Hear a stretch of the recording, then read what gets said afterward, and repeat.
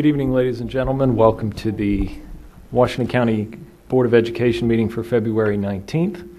To start the meeting, I'm going to invite to the microphone here Logan Sox. Would you come forward, Logan? He is going to lead us in the Pledge of Allegiance. Whenever you're ready. I pledge allegiance to the flag of the United States of America and to the republic for which it stands, one nation, under God, indivisible, with liberty and justice for all.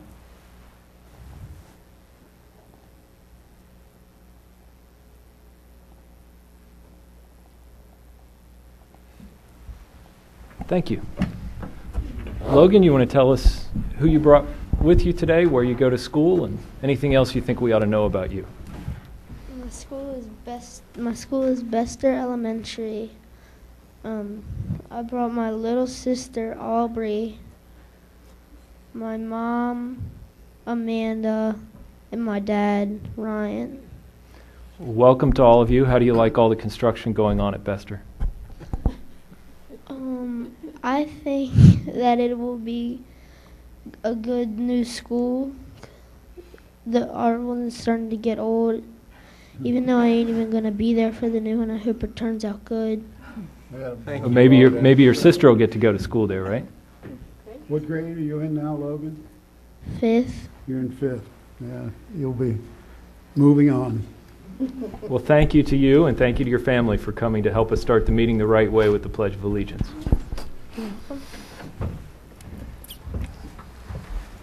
The first item on the agenda is the approval of the agenda. Is there a motion to approve the agenda? So moved, Mr. President. Thank you, Mr. Ridenhour. Is there a second? Second. Thank you, Mrs. Brightman. Are there any comments, questions, or amendments?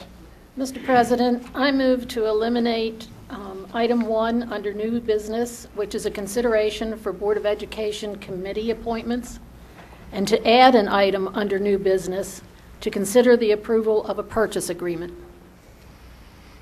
Thank you, Mrs. Fisher. Is there a second to Mrs. Fisher's motion? Second. Thank you, Mrs. Harshman.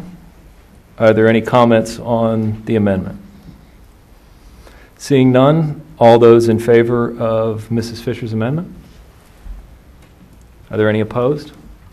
The motion carries 7-0 and the student concurs. Are there any other comments, questions, or amendments to the agenda? Seeing none, the question is on the agenda. All those in favor? Are there any opposed? The agenda passes 7-0 and the student concurs. Next item on the agenda is the approval of the minutes. Mr. President, I would like to move for approval of minutes from 3 sessions. One, a work session on February the 5th, 2013, a closed session on the same date, and we also had a business meeting with minutes on that date. I move for approval of those minutes. I'll second. Thank you, Mr. Bailey. Thank you, Mrs. Fisher. Are there any comments, questions, or amendments to the minutes? Seeing none, the question is on the approval of the minutes. All in favor of the approval of the minutes? Are there any opposed? The minutes. Abstention. I was not here. Very well. Mrs. Brightman abstains. So the minutes passed 5 in favor, none opposed. Mrs. Brightman abstains, and the student concurs. Did I get all that? 6. Okay, 6. We got it. 6, 1, and 1. 6, 1, and 1. Thank you, everybody. The next item on the agenda is public comment. We do have 3 individuals who've signed up to speak during the public comment period. The first is Lee Zom. I hope I'm pronouncing your name correctly. So just very quickly for all who would like to speak today, our policy calls for 5 minutes that individuals have the opportunity to speak. We won't cut you off in mid-sentence or anything. It really is a guide just so we know that it's around 5 minutes. Please do not make any comments regarding personnel matters or with respect to any individual members who might be students or members of our staff. But otherwise, Mr. Zahm, the floor is yours.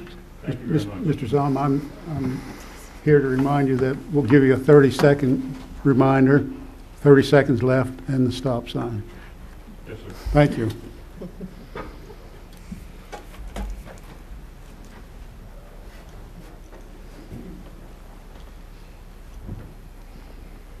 Good evening. My name again is Lee Zahm.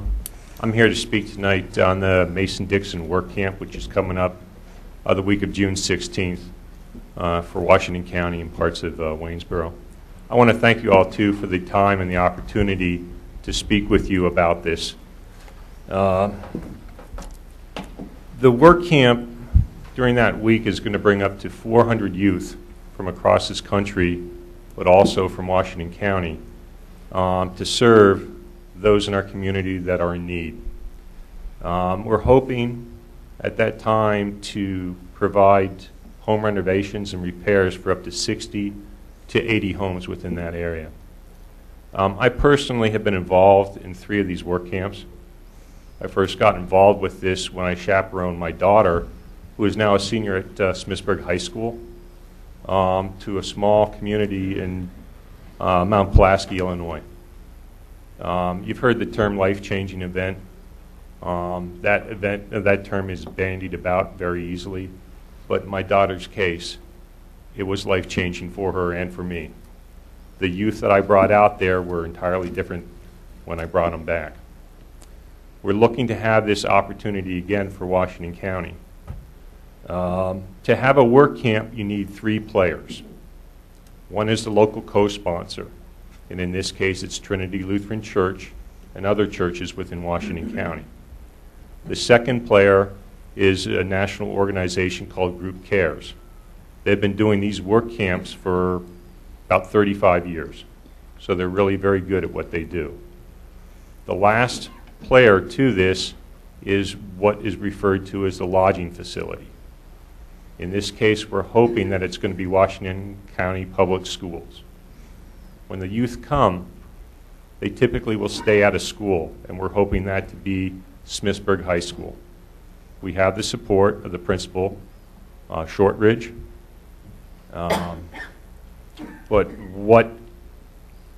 where we're at right now is just the final details and getting agreements signed in place.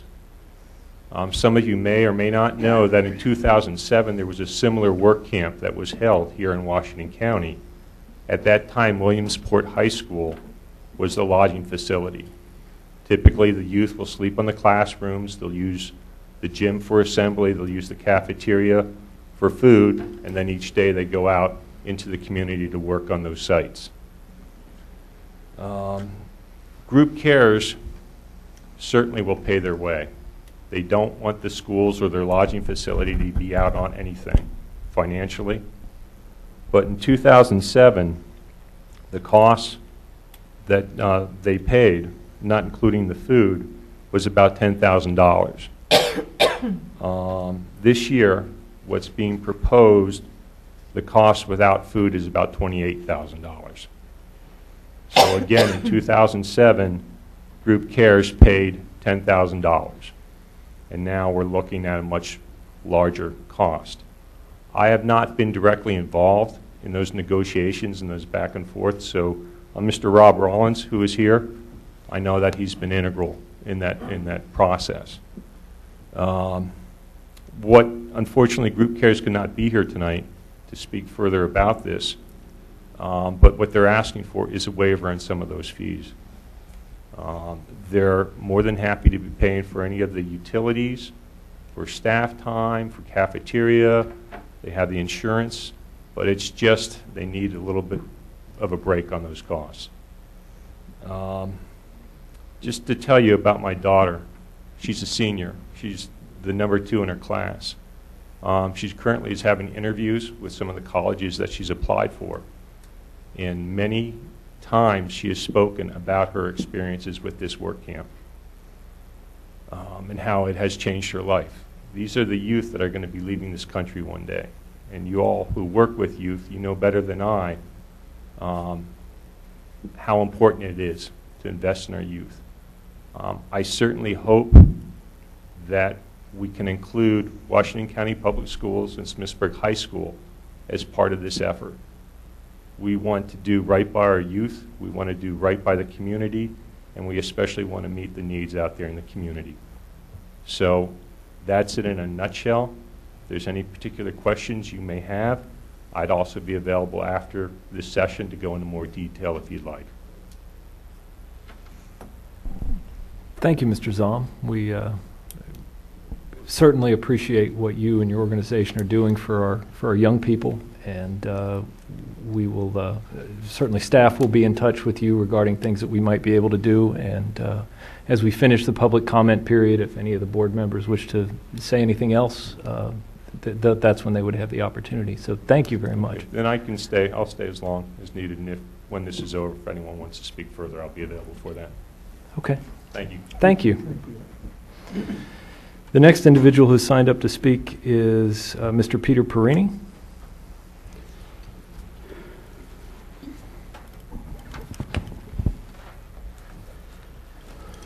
Red means on. Dr. Hardings, members of the board, Dr. Wilcox, thanks for giving me a few minutes to give you a few personal comments that I have on a couple of items.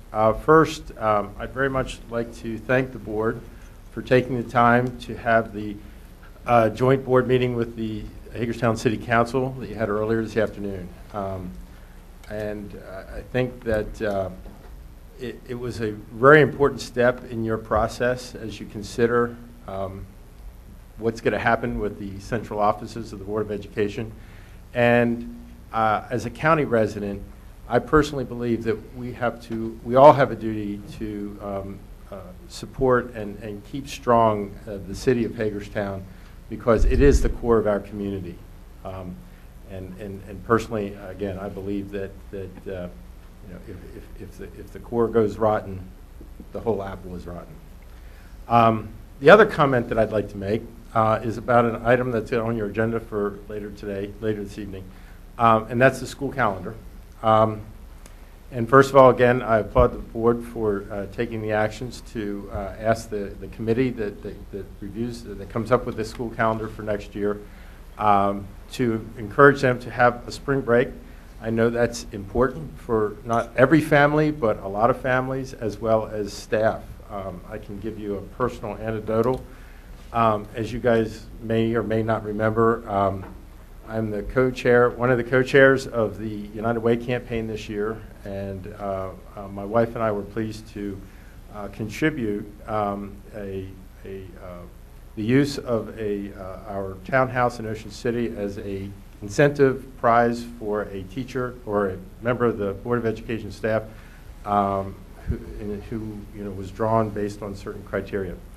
And as we went through that process with the person who was chosen, we quickly found out that they had no opportunity to use the facility in Ocean City at all during the school year, just because of the tight calendar. So I give you that little kind of anecdotal story because I applaud that you're looking at that on behalf of the families and your staff. However, there's one other little thing. If you look at the calendar, and I think you're going to get a revised calendar today, which I haven't seen, but if you look at the calendars for the last couple of years, the graduation days are usually scheduled about a week. As a matter of fact, on the last draft calendar that I think you saw was exactly a week before the official last day of the year. Now, I understand that the official last day of the year is flexible because at least there were 8 snow days built in. That might change, but there doesn't seem to be any flexibility in the kind of the perk that the seniors are supposed to have of graduating early. Last year, I don't know if it was the unique situation, but it was a fairly rare situation where last year there were no snow days. So all of the schools were out 8 days early, and yet the seniors not only weren't out early, but then they were there during the first week of their, post, I guess I was going to say their summer break, but they're kind of their post graduation summer, to come not only to the graduation, but stick around for the graduation, but to come 3 or 4 days for mandatory training on graduation, which is really a bummer if you're a senior. Not the way you expect to start your post high school summer break. So I know there's probably some issues that go into it. I know some schools don't graduate at their school. They go to the Maryland Theater downtown and others. But I just would really, and I'm not looking for comments. If you'd like to make them, that's fine. But I just really like the board and the administration to consider having a little bit of flexibility in the timing of the graduation so they can, regardless of what the snow days, and I do believe this year we're on track to be, unless we get 5 days of snow in March, we're on track to do that again. It won't be a whole week or after the fact, but we're on track to graduate after all the other kids are gone. So I just asking for a little flexibility as you're considering that graduation date and the venues and so forth. And I know you all come out. Mrs. Harshman was the speaker at my son's graduation last year at North High. She did a fantastic job. I mean, you have to schedule your time and lots of other things, and invitations have to be printed, and grandparents have to make flight arrangements to get into Hagerstown and all this kind of stuff. And it's wonderful, but I think we can kind of pick a date certain and say, okay, at this date we know what's going to happen, and we can help those seniors out. That's just a personal opinion, and I will say, because he'll kill me if I don't, this does not necessarily represent the views of any of my children, although I'm sure that they agree with me. So, thank you very much for your time. Thank you, Mr. Perini. The next individual signed up to speak, is Mrs. Christina Hammer-Atkins. Hi, how are you guys today? Good We're evening. great. How are you? That's funny, I was going to talk about the calendar too. It must be a hot topic today. I have a revised calendar, 2/7/13, so I don't know if it's the most recent, but there were a couple comments that I wanted just to add. And also, I'd like to piggyback on the last gentleman. Graduation day, last year my daughter graduated, and I had to take off a personal day as a teacher to attend my own child's graduation. And I mean, I'm down to kids now, but it might be a consideration somewhere down the line that if your own child is graduating and you happen to be an educator, that perhaps you would not have to take a personal day to attend that. Just a consideration. When I was looking at the most recent calendar, I had a couple proposed calendars. I had a couple comments. First of all, I'd like to say kudos for giving a full spring break. As an educator myself, I really enjoy and I need that additional time to revitalize myself. So kudos to the calendar committee for that. One of the comments I had on the 14-15 calendar was that if you look at the marking period 1 and 2, marking period 1 is 10 days longer than marking period 2. And just a consideration, I think it would be beneficial to split the difference regarding that. 10 days is 2 weeks of teaching time. I think that's a lot. And perhaps there was a reason for that, but I'm not quite sure, because I also think that in the second marking period you'd have more of an opportunity of possibly having snow days. So if anything, I could see the second or third marking period perhaps being a little bit longer. The other thing that I wanted to address was professional teacher time, that I feel that it's lacking in the calendars. In order for professional development to be relevant, and you also need follow-up on a continual basis, which means that you can't just give it one time and expect it to just go. You have to have that continuous follow-up. And in looking at the calendar, especially from the elementary point of view, if you look at the days given for the conferences, there's 2 days, and it says professional development, 1 day is half-a-day grading and assessments. Well, I can tell you as an educator that when parents come into that conference, they want to know what their child is getting on their report cards, basically, and they want to know where is their reading level. And so that is a time that you would use that professional assessment day to do that, but also our conferences tend to take more than 1 day.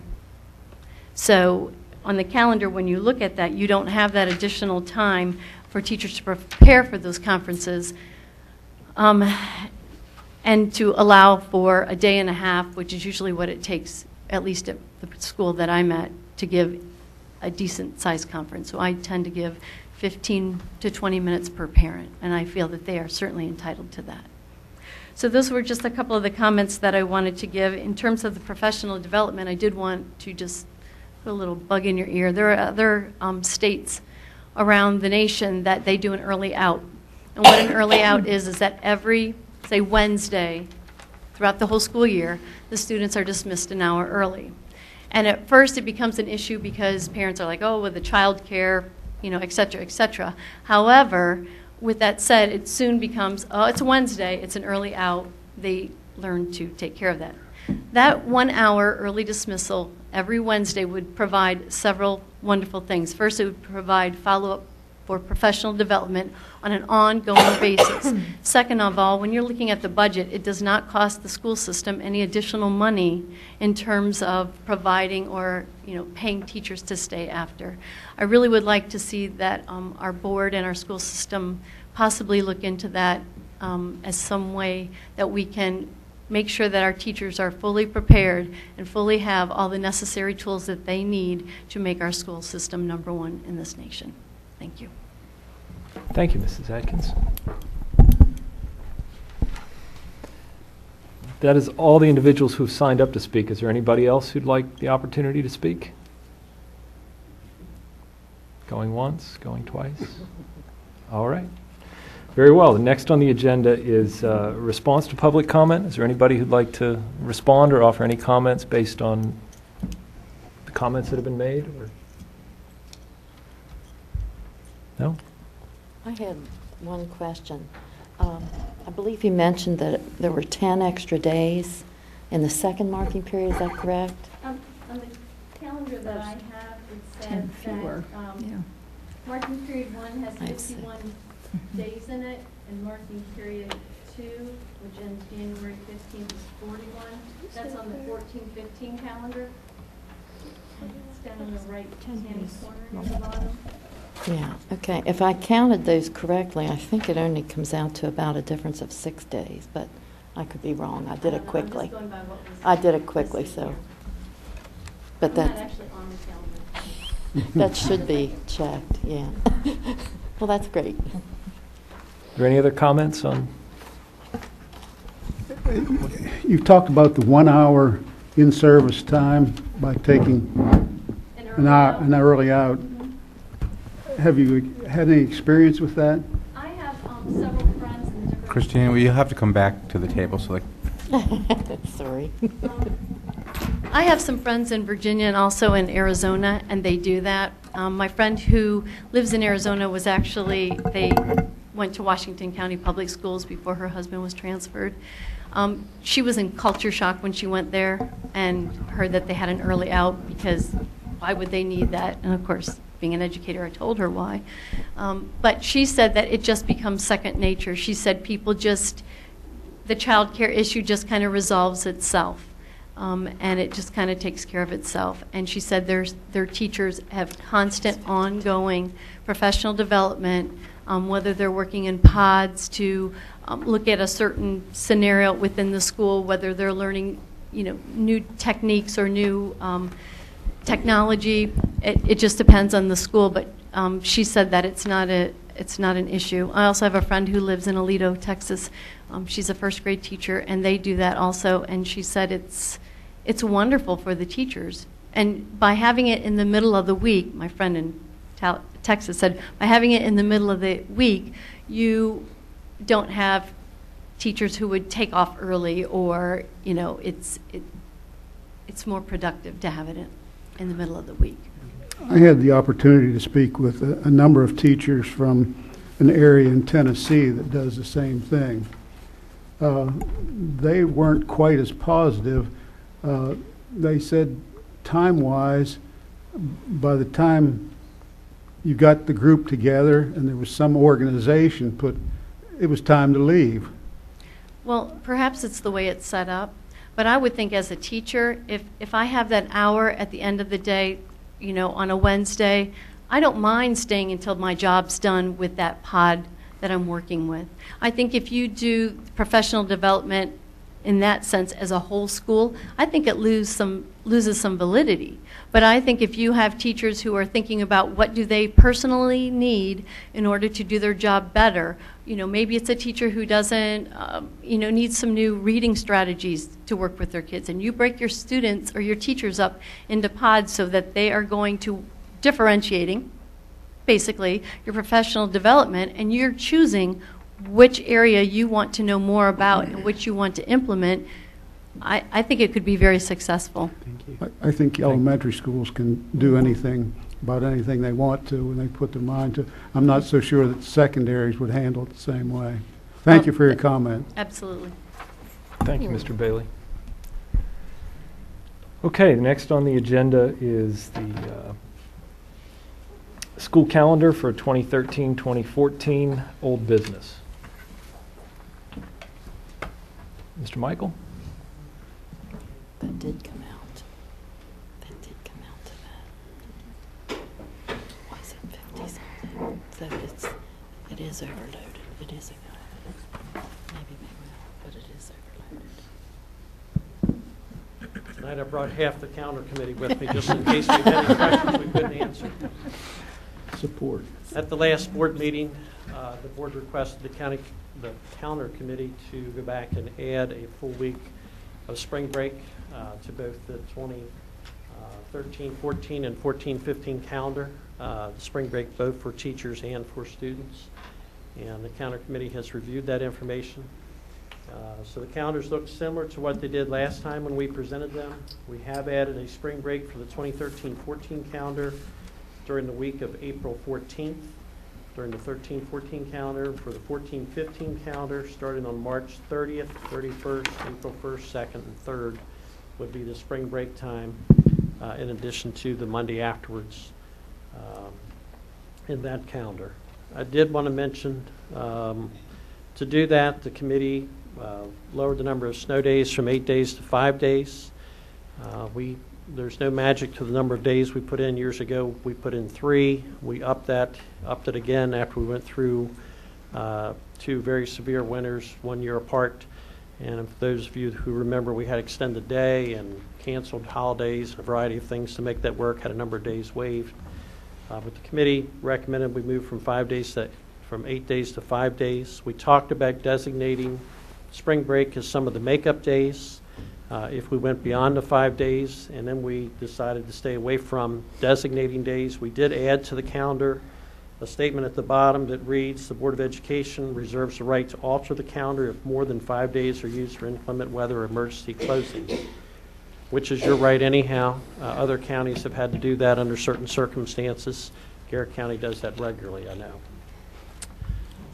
Another note that I wanted to make that I didn't make last time, I want to be sure to highlight.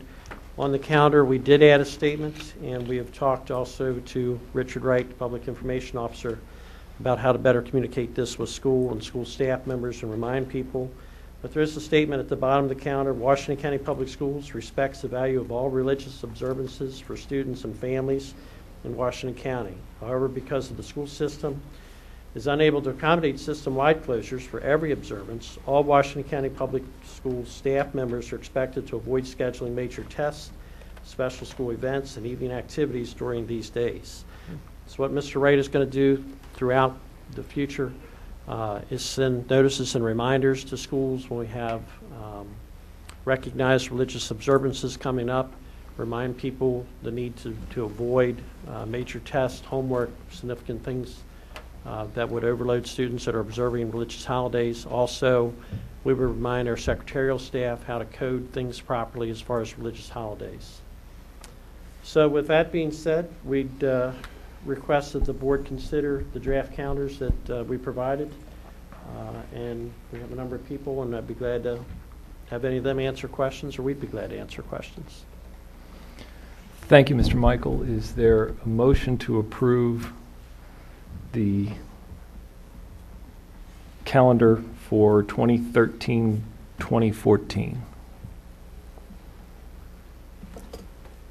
So moved, Mr. President. Thank you, Mr. Ridenhour. Is there a second? Second. Thank you, Mrs. Fisher. Are there any comments, questions, or discussion? Mrs. And Bright. excuse my confusion, I missed the, 2 weeks ago, I know there was an in-depth discussion on the calendar then. Are we doing just the 13-14, or are we doing the 14-15 as well? We're doing them individually? I think we're going to do both. Okay.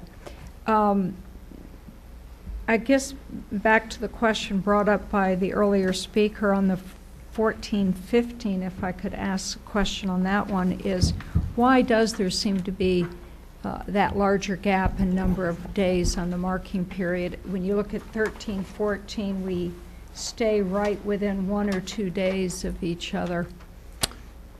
Well, let me just share an initial thought. Here's how the committee looked at that. We talked about the flexibility of a teacher being able to end their own mind. I mean, they can work the week right before that and not give assignments that count towards grades for that first marking period. If we move the end of the marking period up a week, I think it's the 24th of October. I remember that off the top of my head. Somebody help me out.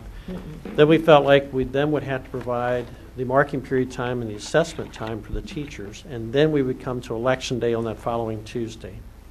So what we were trying to avoid was a broken week, a week, and a broken week. So that's where we're trying to stay married up with election. That'll be the gubernatorial, that's right. gubernatorial election day. Okay. We could purposely, as you could as the board, move the marking period back a week and still have the days fall where the professional days fall. Some of our discussion, I know, was internally as a teacher, you know, nothing said that I had to use grades from every day the whole way right up to the last day. If my major test followed a day after the marking period ended, it went on the next marking period. So that was a little bit of the thinking, trying to avoid breaking up one more week and trying to maintain 5-day weeks. So other committee members can comment, but that was the initial thinking. Okay. On graduation, I see that I know we do it every year. We have only 2 days set aside for graduations.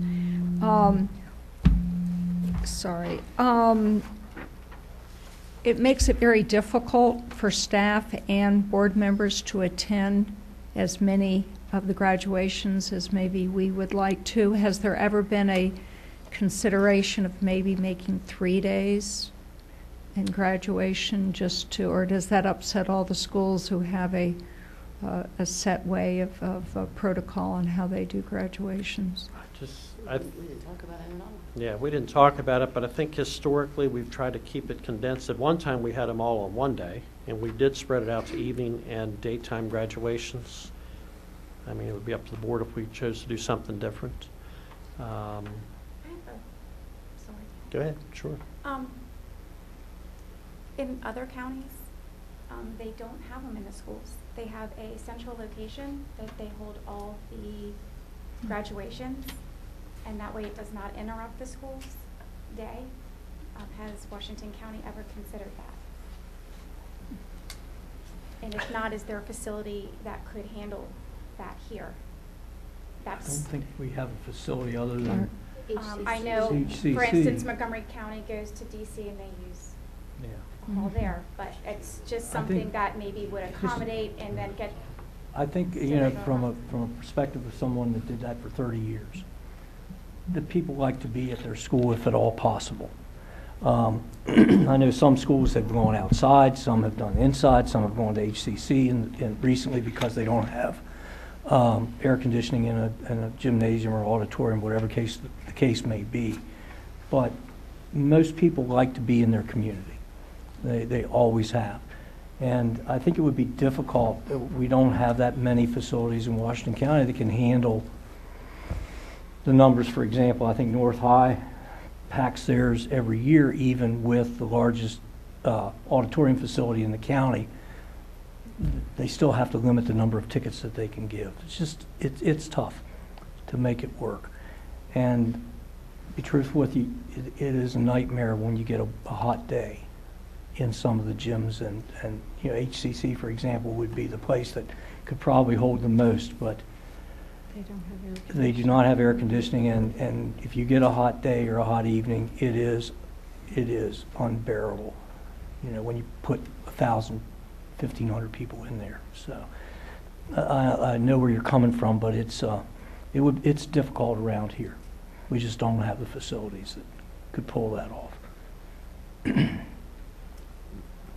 Mrs. Brightman, you have any other That's comments? fine. Thank you. Are there other comments or questions? Yeah, just one, Dr. Hardings, if you would. Sure. I think, and I'm looking at the 5141 and what you talked about, Boyd, and no problem with that, and what you said about teacher. I think teachers have to know, though, that they have that flexibility where they're going to go right up to that 51st day.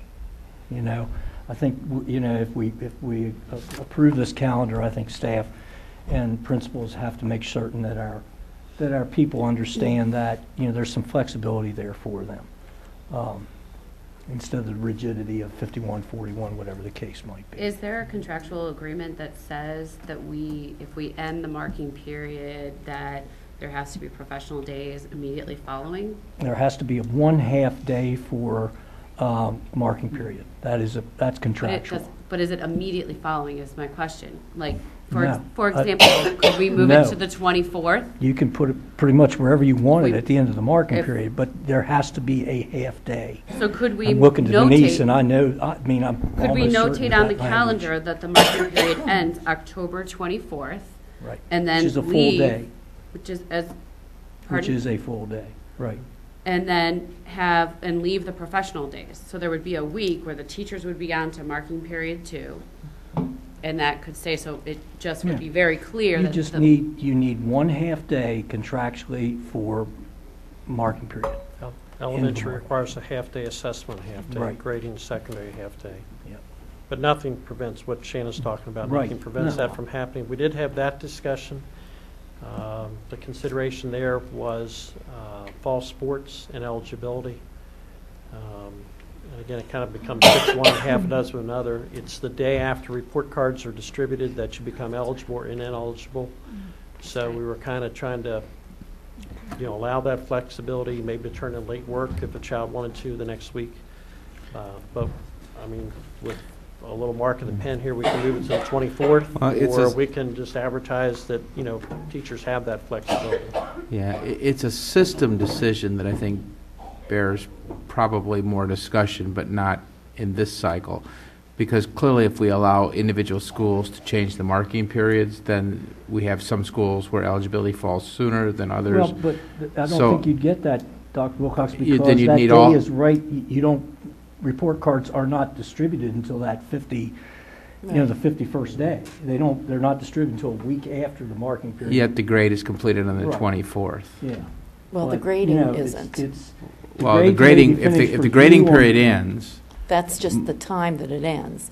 Then you would start grades for a new marking period. I think that's a very slippery slope, but because I think what you'll find is some teachers will not end on the 24th because they're not required to put it on paper.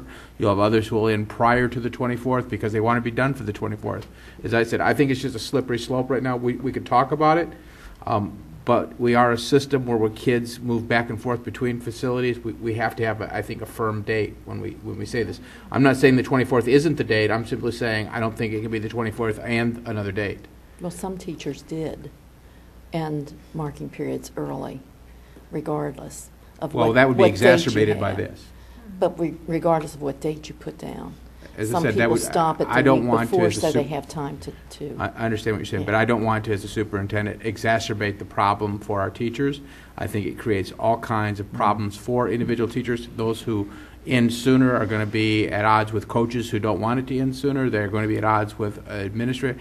I think you're But going it down a wouldn't very come out. slippery slope. It wouldn't come out. The grades wouldn't be averaged till later. It would just, the kids would just know That won't at the happen, end of the Mrs. marking. Harshman. You and I both know that teachers will talk, and kids will be ineligible. Or a teacher's going to go in the lounge and say, they failed my grading period. They failed, even though the paper isn't out.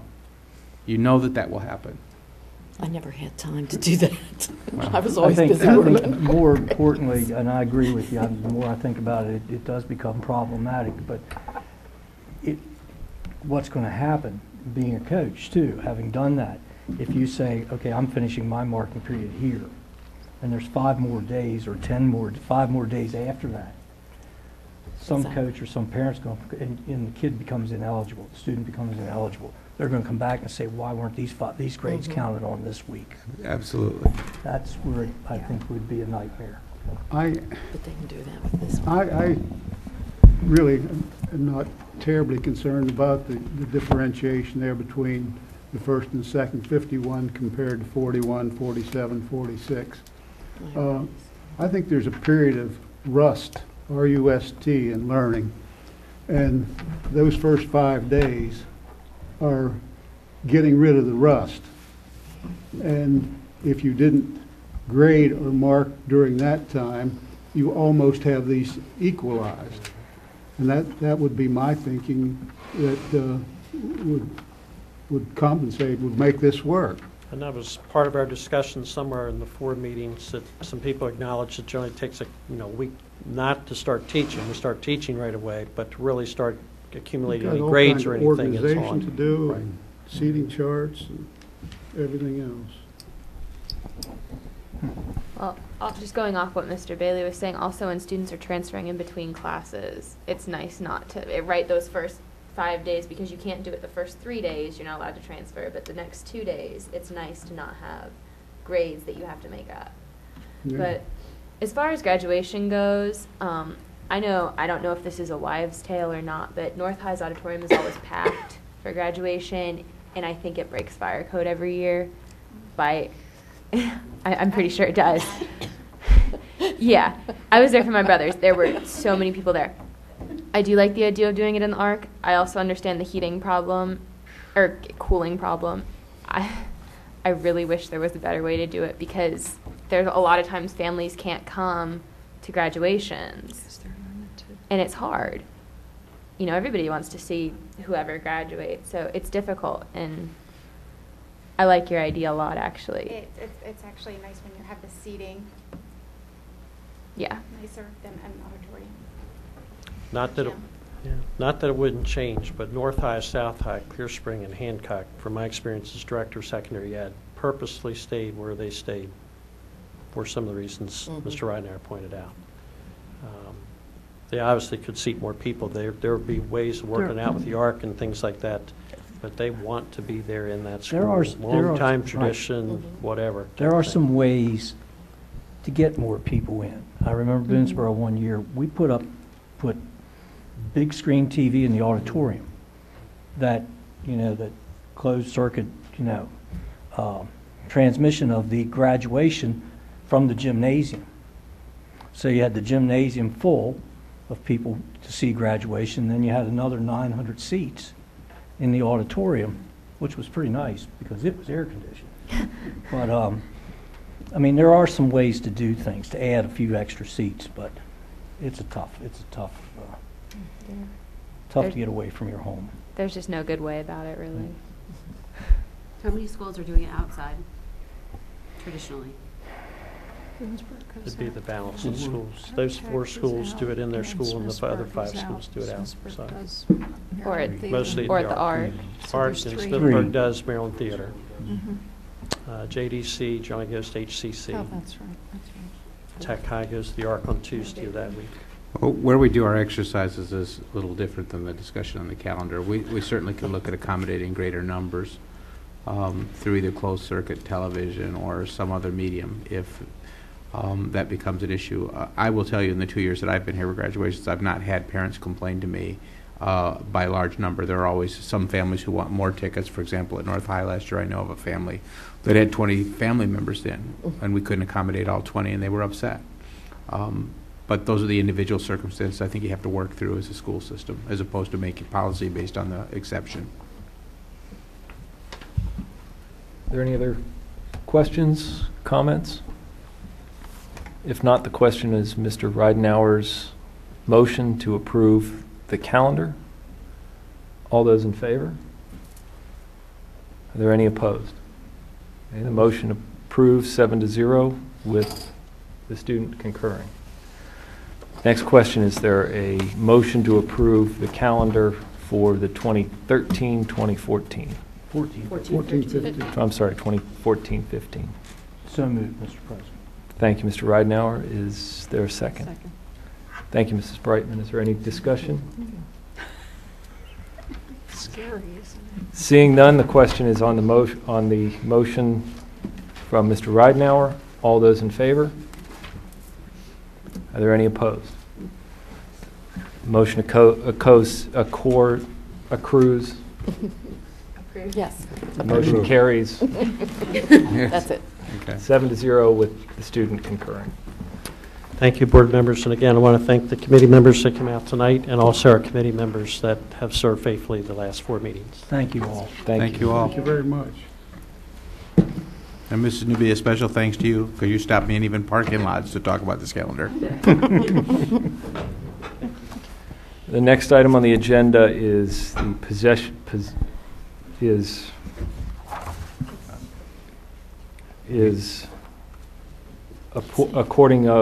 according to real property. Okay. Board members and community members, let me speak to this. The school board is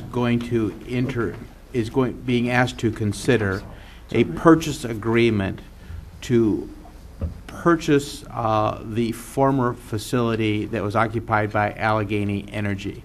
The purchase agreement that we would enter into would be to provide a 45-day window for the school district to do its due diligence.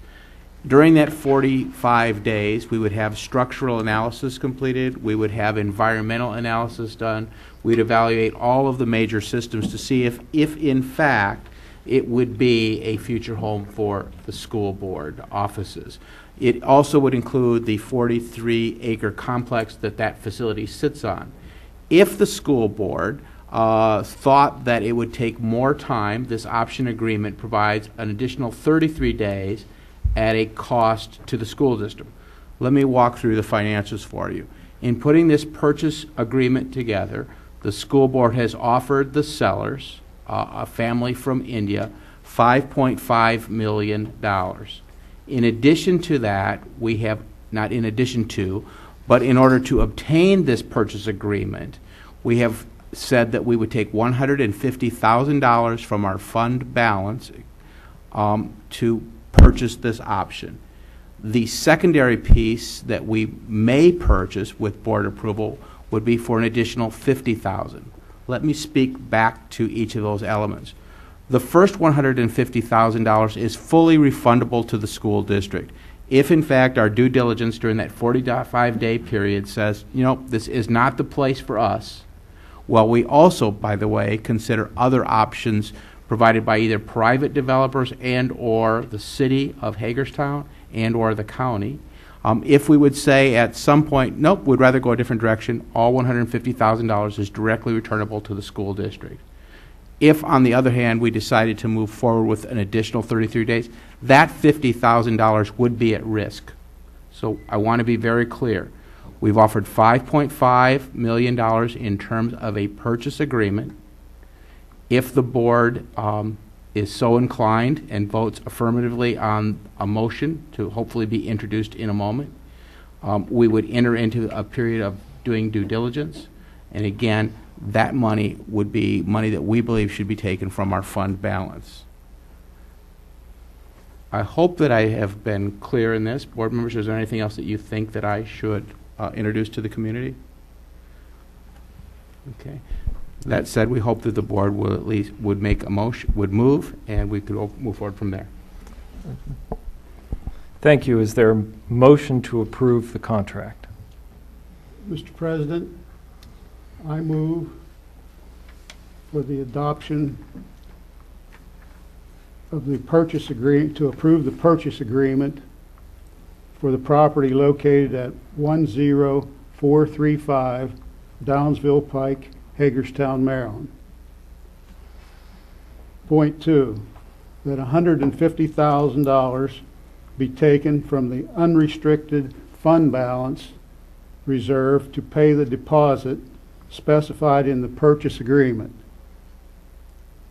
3, to direct the superintendent to coordinate inspections of the property, structures, and building systems to determine their conditions and the costs that can reasonably be expected to make any needed repairs, upgrades, or replacements so that the building could accommodate the school system administrative offices.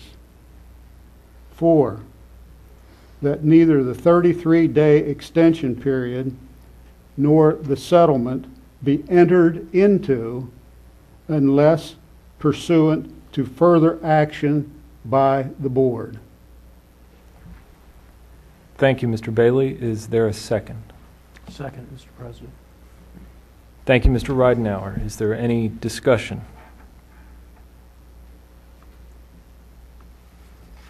Seeing no comments, the question is on approval of the contract. All those in favor? Are there any opposed? Seeing none, the contract's approved. The vote is 7-0 with the student concurring.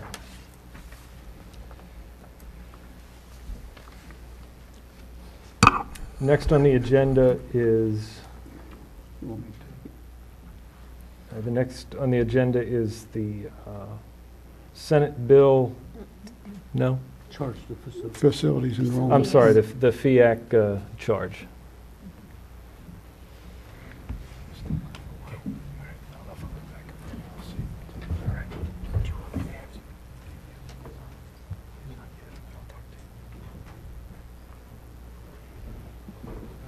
Good evening, President Hart. Members of the board, Dr. Wilcox. We're here to ask the board to charge the Facilities and Enrollment Advisory Committee to consider and recommend attendance zone realignments. The charge being considered is threefold. The first part of the charge would be for the committee to recommend changes to the attendance zone or school programming at Pangbourne Elementary School to provide temporary enrollment relief for the 2013-14 school year. This recommendation is to be made to the board no later than the beginning of April. When Pangbourne opened in 2008, pupil generation rates for multifamily homes in that attendance zone were much lower than what they are today. They've basically almost quadrupled in the last 4 years. So with that quadrupling of student generation, we have overcrowding now at Pangbourne Elementary School, where enrollment is now above the state-rated capacity. So we're recommending a temporary short-term solution be considered and recommended by the FIAC committee. This then dovetails with the second charge, which would be to develop an attendance zone for the anticipated opening of West City Elementary School, with the recommendations for a long-term enrollment relief at Pangbourne Elementary School. This school, West City, is scheduled to open in 2016 and 17. This is a good fit for the long-term solution for Pangbourne because when you do a new elementary school zone that you're creating, you look at not only the schools that you would think you'd be looking at, such as Winter Street and Conicajig, which are closing, but you also look at every adjacent school. You also look at every school adjacent to those adjacent schools. So basically, when we do West City, we'll be looking at most of Hagerstown at the school districts and doing a comprehensive attendance zone realignment throughout the area into the areas west by West City. The third piece of the charge is that the committee study and recommend any other changes to attendance zones to alleviate projected enrollment pressures at other facilities if needed. So again, we're seeking the board's action to charge the committee, and we're here to answer any questions. Do I hear a motion for approval of the charge to the Facilities Enrollment Committee that has been presented here this evening? So moved. Been moved. Second. There is a second to the motion. Discussion? Question? Ms. Brightman? I may not refer to this correctly, so bear with me, but my understanding is that the system, we're going to be trying to either purchase or develop a system that will allow us to more quickly change or handle redistricting, where it'll, I think it's a software program, GPS program. Will that be in place when this charge is first activated and the group starts to act on it? Because I think it would save some time, and I've served on FIAC years ago, and to be able to reconfigure lines and numbers quickly is right.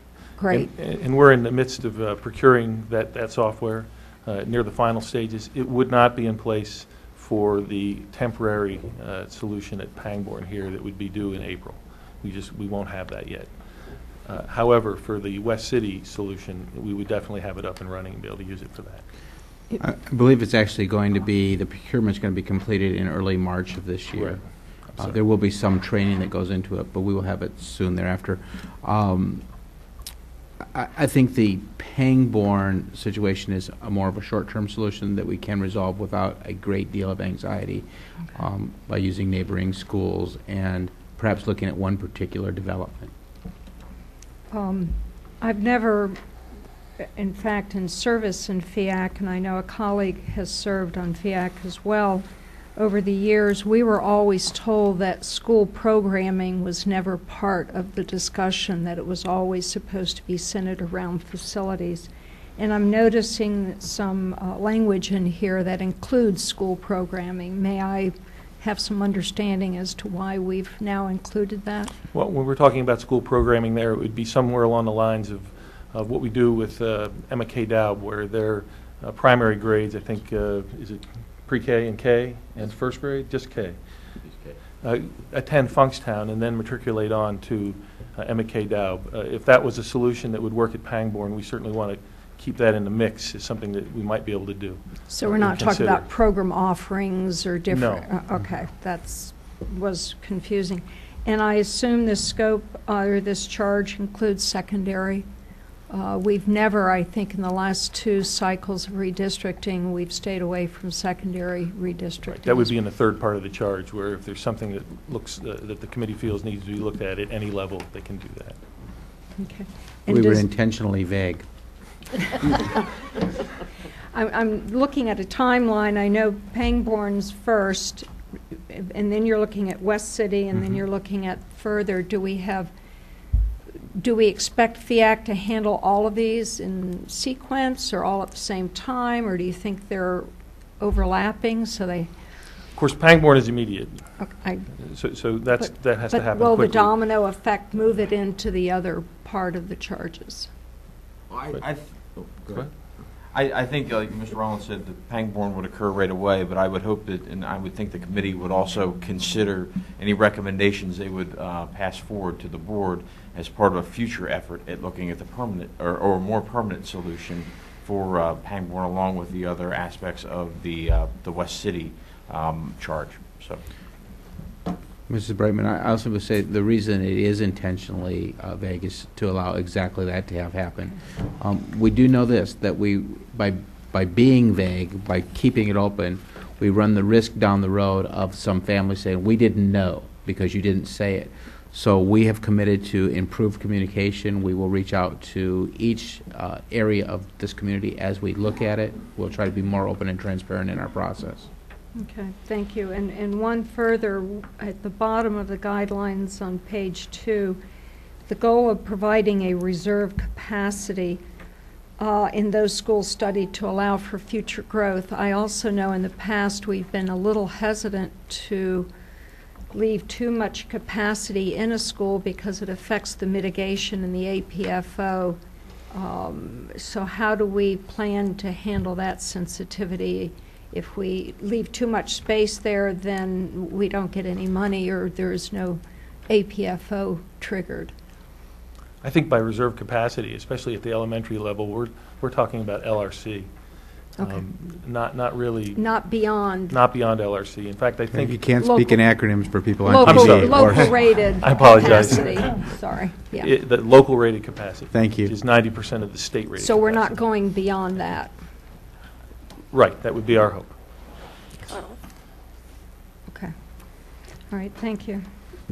Any other further questions or comments on the item?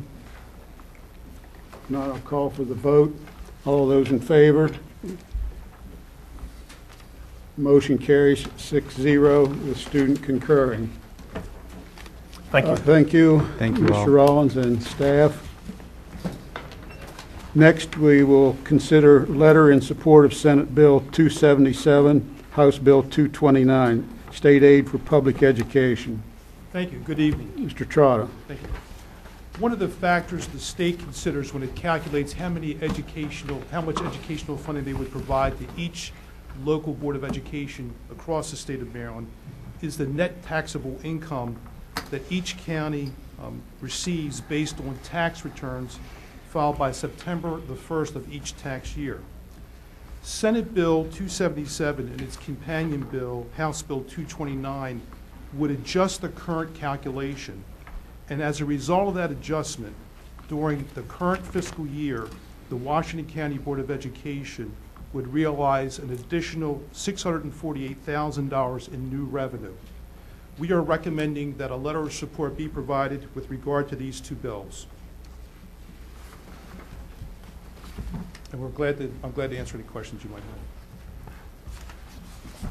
Do I have a motion? Mr. Vice President, I move for consensus to submit testimony in favor of Senate Bill 277 and House Bill 229. Was there a second to the motion? I second that. Mrs. Williams seconds. Further discussion or comment? Questions? Call for the vote. All of those in favor? Motion carries 6-0 with our student concurring. We will move to consideration of letter in support of House Bill 914, County Income Tax Disparity Grants, alterations. Mr. Trotta. Thank you. The state provides disparity grants to certain local governments where their per capita income is less than 75% of the statewide average. A law was enacted back in 2009 that capped the amount that a local government could receive to the amount it had received in the year of 2010. Even though Washington County, and this is a bill that relates to Washington County and funds that might potentially go to the Washington County government, even though the Washington County government is eligible for these funds and meets all the necessary requirements, because of the law that was passed in 2009, they cannot receive these funds. A bill has been introduced, and it's House Bill 914, which would eliminate this cap and which would then make the local government here in Washington County eligible for these disparity grants. If this bill was enacted, the local government could receive up to $7.7 million in additional state funding. Once again, we ask for your consideration of submitting a letter of support for this particular bill. Thank you. Could I have a motion to accept the letter of support for House Bill 914? So moved, Mr. President. It's been moved. Is there a second? Second. Moved and second. Ask, are there any questions or comments at this time? Just one further comment, just to clarify, this money does not come to the Board of Ed, it goes to the county with the hope or expectation that some of it may move on to us and help with some Exactly. funding. This revenue would go directly to the local government, and this is a measure that we actually worked on last year and tried to help the county with regard to this effort. We'll continue this year. We work very closely with them in close coordination with their leadership there in the county commissioner's office, and we're hopeful that this year they will receive some funding under this program. Thank you. It's been moved and seconded. If there are no further questions, a call for the vote. All those in favor of House Bill 9, letter of support for 914. Vote is 6-0 with the student concurring. Thank you very much, Mr. Trotta. Next, under personnel action, Laura Francisco, Director of Human Resources.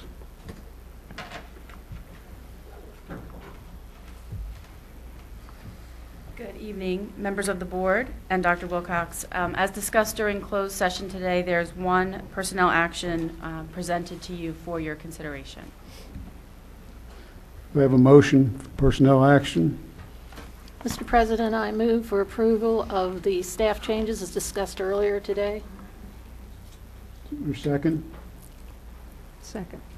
Been moved and second. Questions, comments? Call for the vote. All those in favor indicate, raise your hand. 6-0 with student concurring. No. Or you don't vote on personnel action. That's I'm right. I sorry. abstained. I'm sorry, you abstained from that. Thank you. Thank you very much. At this time, we will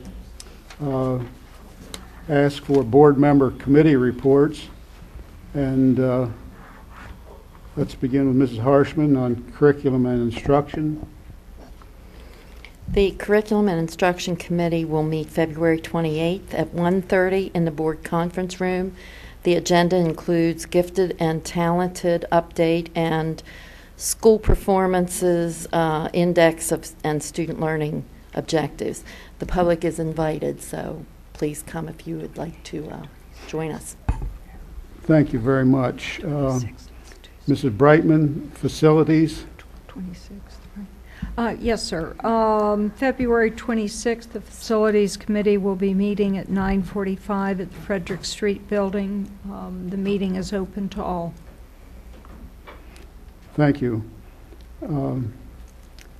Human Resources. Human Resources has not met since the last meeting. We will be meeting as needed in the future.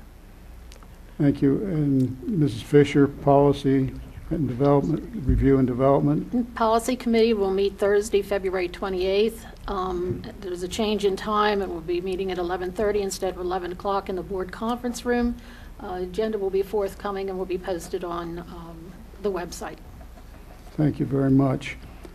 Finance Committee has not met, and as other committees are meeting on the 28th as well, Finance will meet at that time. Tuesday's 26th. I don't think I've missed anyone. I hope not. Our student. I'll talk Mr. during Green. comment. That's fine. Well, Our do student. you want to come under comments, or do you want to? It does not matter to Let's me. go now. Okay. All right. We had a Washington County Association of Student Councils meeting last Friday. It was a wonderful meeting. We had 65 students from schools across the county. I would like to thank Mr. Wright and Mr. Kaufman for speaking about public relations. I think the kids really enjoyed it. We have our next meeting on March the 15th. I will remind you at our next meeting also. It's at Tech High in the auditorium at approximately 9:30 as always. Thank you very much, Amanda. Important to get those updates concerning the students. Let me just say a word that Dr. Hardings became ill this evening and was operating with a difficulty, and we hope that he's feeling well soon. And that's the reason for his absence at this time. The future agenda items are usually printed in our board packet, and I'm not going to review those at this time. You will have an opportunity to study them in the coming days. And at this time, I'll just ask for board comments. Starting with Mr. Ridenour. Any comments? Committee meetings. No comments this time, Mr. Bailey. Mrs. Brightman. No, sir. Ms. Fisher. I have nothing. Ms. Williams. I have nothing. Nothing. I have nothing. I do. Okay. I'd just like to comment in my favorite line of work, or recreation, that the Boonesboro High School has kept up their tradition of winning state titles, and came away with the girls' title in indoor track yesterday. And we had a number of record-setting performances by our Class 2A schools, which consisted of Boonesboro and Smithsburg. Each school had some significant contributors, and again, congratulations to Boonesboro High School girls for their outstanding performance and continued excellent performance in the track and field. The broadcast of this meeting will It will be a rebroadcast on the 19th of February at 6 p.m. Same thing on the 23rd. These are all on Channel 9 at 1 p.m. Excuse me, on Channel 99 at 1 p.m. And the next meeting of the board will be on March the 5th. Hearing no other business, we'll adjourn this meeting. Thank you.